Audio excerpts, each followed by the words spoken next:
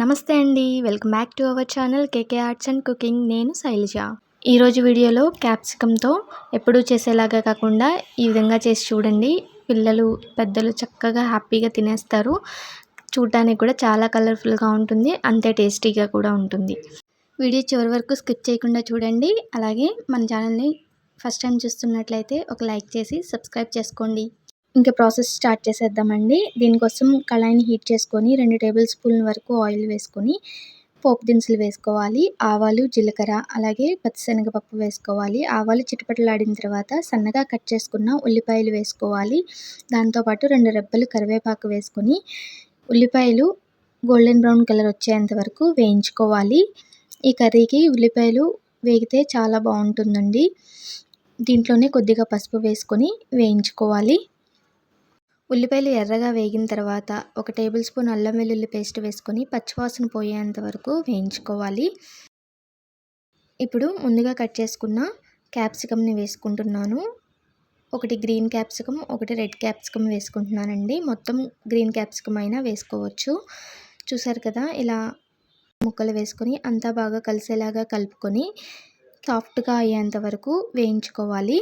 మూత పెట్టి వేయించుకుంటే తొందరగా వేగిపోతుంది. క్యాప్సికమ్ కుక్ అయ్యేలోపు ఒక బౌల్ తీసుకొని 2 టేబుల్ స్పూన్ల వరకు శనగపిండి తీసుకుంటున్నాను. దానిలో కొద్దిగా ఉప్పు, కొద్దిగా కారం, అలాగే కొద్దిగా ధనియాల పొడి వేసి మొత్తం ఒకసారి కలుపుకోవాలి. ఇలా కలుపుకున్న తర్వాత వాటర్ తీసుకొని మనకి లిక్విడ్ కన్సిస్టెన్సీ థిక్గా ఉండేంత వరకు వాటర్ పోసుకుంటూ ఉండలు లేకుండా కలిపి పక్కన పెట్టేసుకోవాలి. ఈలోపు మనకి క్యాప్సికమ్ అనేది సాఫ్ట్గా కుక్ అయిపోతుంది. చూసారు కదా, మూత తీసి చూస్తే క్యాప్సికమ్ అనేది సాఫ్ట్గా కుక్ అయిపోయింది. ఇప్పుడు మనం కలిపి పెట్టుకున్న బ్యాటర్ని క్యాప్సికమ్ ముక్కలపైన అంతా కవర్ అయ్యేలాగా చక్కగా పల్చగా పోసుకున్నామంటే అట్టులా వస్తుంది. అప్పుడు కలపకుండా మూత పెట్టి 2 నిమిషాలు ఉడికించండి. ఇప్పుడు మూత తీసి చూస్తే చూసారు కదా ఎలా అయిందో, అట్టులాగా ఉడికిపోయిందనమాట. ఇప్పుడు గరిటె తీసుకొని మొత్తం కలిసేలాగా కలిపేసుకోవాలి. ఇప్పుడు మనం ఇలా కలుపుకోవడం వల్ల ముక్కలు ముక్కలుగా అయిపోయి చక్కగా పొరట్లాగా వస్తుందన్నమాట. చూసారు కదా, ఇలా మొత్తం కలిపేసుకొని 2 నిమిషాలు కలుపుకుంటూ వేయించుకోవాలి.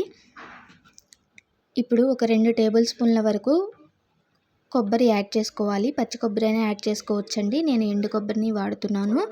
2 టేబుల్ స్పూన్ల వరకు ఎండు కొబ్బరిని వేసుకొని మొత్తం కలిసేలాగా కలిపేసుకొని 5 నిమిషాల పాటు కలుపుతూ వేయించుకోవాలి.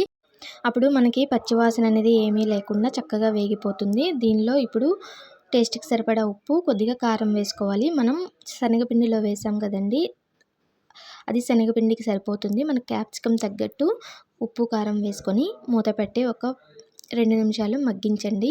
ఫ్లేవర్స్ అన్నీ చక్కగా పట్టేస్తాయి. అంతేనండి, చూసారు కదా, ఇలా ఒకసారి కలిపేసుకుంటే మనకి క్యాప్సికమ్ శనగపిండి కర్రీ అయితే రెడీ అయిపోతుంది. చాలా టేస్టీగా ఉంటుంది. ఒకసారి ఎప్పటిలాగా ఈ విధంగా ఒకసారి చేసి చూడండి. క్యాప్సికమ్ అంటే ఇష్టం లేని వాళ్ళు కూడా చాలా ఇష్టంగా తినేస్తారు. ఒకసారి ఈ ప్రాసెస్లో ట్రై చేయండి. ఈ కర్రీ రైస్లోకి, చపాతీలోకి చాలా బాగుంటుందండి. ఒకసారి ట్రై చేయండి. సైడ్ డిష్గా కూడా యూస్ చేసుకోవచ్చు. అలాగే నచ్చితే లైక్ చేసి మీ ఫ్రెండ్స్ అండ్ రిలేటివ్స్కి షేర్ చేయండి. Thank you for watching.